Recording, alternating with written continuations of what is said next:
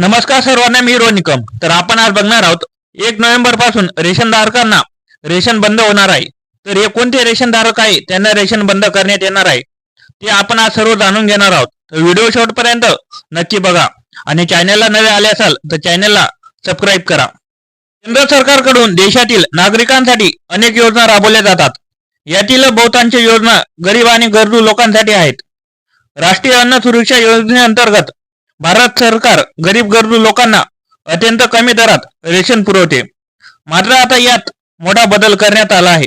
सरकारच्या कमी किमतीच्या रेशन योजनेचा लाभ घेण्यासाठी लोकांकडे शिष्यता पत्रिका असणे खूप आवश्यक आहे.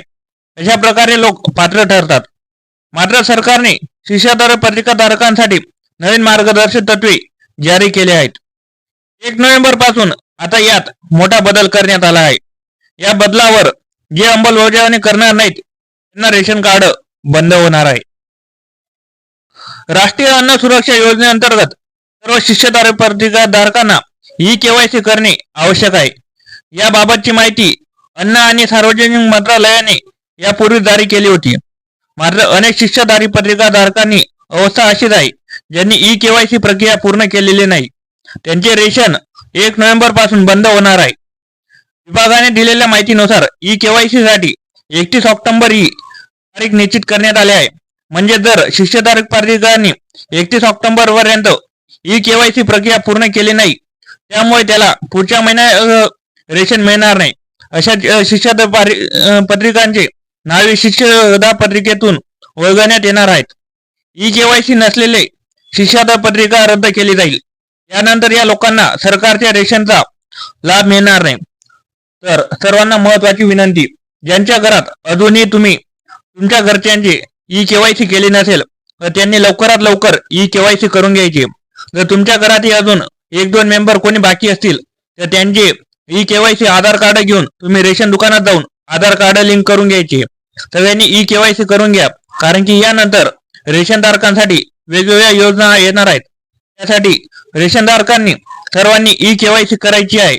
ई-केवायसी करण्यासाठी फक्त 2 मिनिटं लागतात. तर तुम्ही रेशन दुकानात जाऊन ई-केवायसी लवकरात लवकर करून घ्या, नाहीतर 1 नोव्हेंबर पासून तुमची रेशन बंद होऊ शकते. विभागाने दिलेल्या माहितीनुसार ई-केवायसी साठी 31 ऑक्टोबर ही तारीख निश्चित करण्यात आली आहे. ई शिष्यता पत्रिका धारक 31 ऑक्टोबर पर्यंत ई-केवायसी प्रक्रिया पूर्ण करणार नाही त्यांना रेशन मिळणार नाही. अशा शिष्यता पत्रिका धारकांचे नावही शिष्यता पत्रिकेतून वगळण्यात येणार आहे. ई-केवायसी नसलेले शिष्यता पत्रिका रद्द केली जातील. यानंतर या लोकांना सरकारच्या योजनेचा लाभ मिळणार नाही. यानंतर सरकार ज्या काही योजना काढेल त्या योजनेचा या रेशनधारकांना कोणताही लाभ दिला जाणार नाही. म्हणून तुम्हाला लवकरात लवकर ई-केवायसी करणं हे खूप गरजेचं आहे. म्हणून तुम्ही सर्वांनी ई-केवायसी करून घ्या. रेशन कार्ड ई-केवायसी बाबत लोकांच्या मनात प्रश्न उपस्थित होत आहेत. शेवटी सरकार ई-केवायसी का करत आहेत? अशा अनेक लोकांची नावे शिष्यता पत्रिकेतून नोंदवली आहेत. रेशन कार्डवर मोफत रेशन मिळण्याच्या योजनेसाठी कोण पात्र नाही त्यांच्यामध्ये असे अनेक लोक आहेत जे आता या जगात नाहीत, ज्यांचा मृत्यू झाला आहे, मात्र अद्याप त्यांचे नाव शिष्यता पत्रिकेतून काढण्यात आलेले नाही.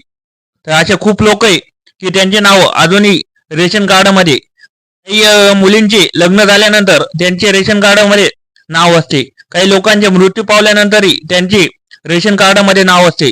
म्हणून या गोष्टीसाठी त्यांनी ई-केवायसी करणे आवश्यक केले आहे. म्हणून तुमच्या घरात जेवढे मेंबर असतील त्यांना ई-केवायसी करायला हवा, नाहीतर त्यांचे नावाचे रेशन बंद होईल. किंवा फॅमिलीने पूर्ण ई-केवायसी केली नसेल तर तुमचे रेशनधारक तुम्हाला रेशन देणं बंद होईल. तर ज्यांचे ई-केवायसी करणं बाकी असेल त्यांनी लवकरात लवकर ई-केवायसी करून घ्या. तर अशा प्रकारच्या व्हिडिओसाठी आपल्या चॅनलला सबस्क्राईब करा, लाईक करा, कमेंट करा आणि शेअर करा. धन्यवाद.